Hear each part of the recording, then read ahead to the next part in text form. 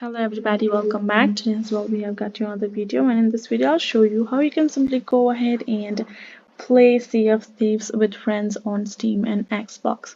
But before that, please do make sure to like our video, subscribe our channel, and yes, without any further delay, we're simply gonna go ahead and step into our video.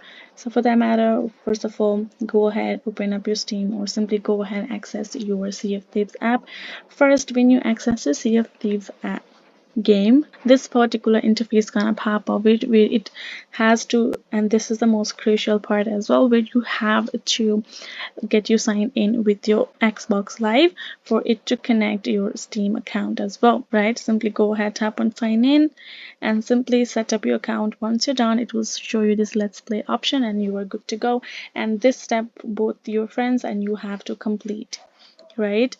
But in case if you have closed down the game offers, all you can do is go to their Steam store and simply tap on this Xbox, this particular icon on top, which let you have this Xbox social icon, where you have to tap on the sign in and simply set up your account, a Steam account, and link it accordingly right over there.